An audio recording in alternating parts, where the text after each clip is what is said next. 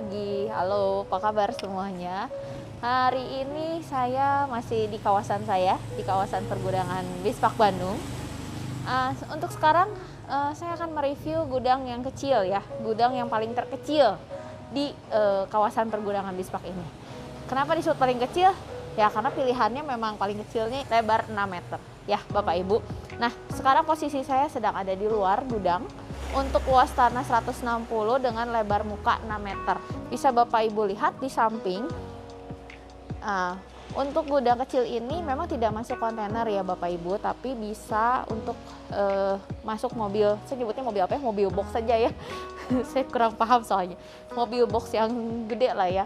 Nah itu bisa masuk. Nah kalau mobil-mobil kecil itu di sini bisa mobil kendaraan pribadi, maksud saya mobil kecil sekitar 2 mobil bisa ya.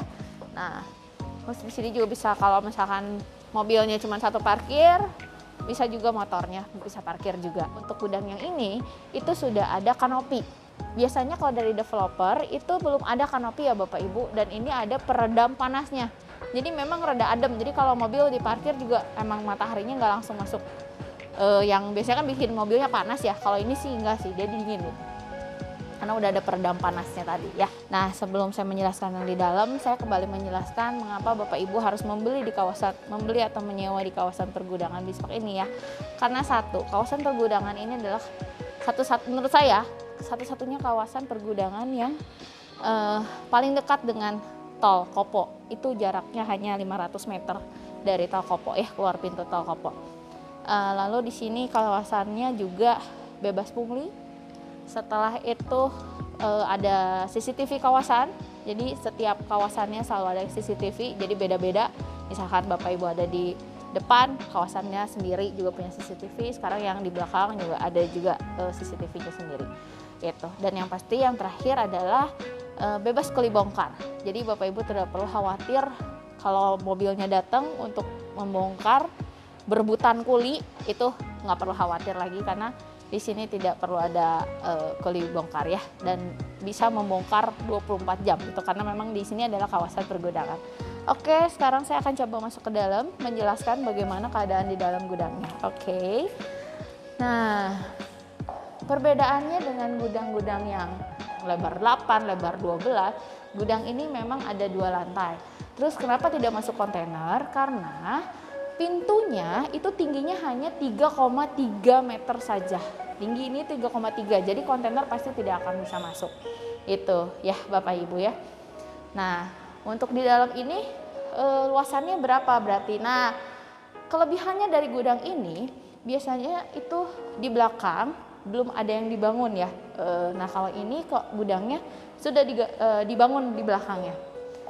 Di belakang sudah dibangun, bisa kita lihat ya. Nah kamar mandinya pun dipindahkan ya, tadinya tuh seingat saya posisinya ada di luar sebelah sana. Nah ownernya pindahkan ke samping sebelah sini. Untuk apa? Supaya memaksimalkan barang-barang yang bisa masuk ke gudangnya. Nah jadi panjangnya berapa nih Feb? Nah panjangnya ini kalau saya hitung, luas tanahnya kan 160. Nah ini panjangnya 6 meter, kalau sampai depan sih 6 kali 26 ya, cuman kan itu carport di depan kita sebutnya ya, berarti kurang lebih 6 kali 20 meteran lah untuk panjangnya sampai ke belakang sini gitu Ibu Bapak. Dan yang kedua, gudang ini tuh menggunakan sudah ada filter airnya ya, jadi Bapak Ibu tidak perlu khawatir tentang masalah airnya karena sudah ada filternya. Sudah ada torennya juga, dan itu 2 toren, berarti artinya yang satu nampung air kotornya, terus yang ke bawah nanti si air bersihnya. Jadi tidak perlu khawatir lagi untuk masalah airnya ya Bapak Ibu. Nah untuk gudang yang ini paling bedanya bentuknya memang seperti ruko. Kenapa saya sebut ruko? Karena 2 lantai ya, ini 2 lantai. Cuman IMB-nya tetap gudang ya Bapak Ibu. Jadi kalau Bapak Ibu mau KPR tetap masuknya ini kredit investasi, bukan masuk ke KPR gitu. Ini ada 2 lantai. Nah setelah itu kita naik ke atas. Oke, kita lihat di atas ada apa. Nah ini sudah ada di lantai 2. Kebetulan sama ownernya sudah disekat-sekat. Jadi ada beberapa ruangan ya. Cuman ini semi permanen. Kalau Bapak Ibu nanti memang ngerasa tidak cocok, boleh bongkar ya. Nah, untuk kamar mandinya pun di lantai 2 juga ada kamar mandinya sendiri. Jadi kalau di sini setiap lantai itu ada kamar mandi gitu ya. Perbedaannya mungkin kalau di lantai 2 kamar mandinya lebih bagus, bukan WC jongkok tapi pakai WC duduk ya. Gitu. Ini ada ruangan terbuka nih ya. Sebenarnya Bapak Ibu bisa manfaatkan ini untuk menggunakan lift barang ya.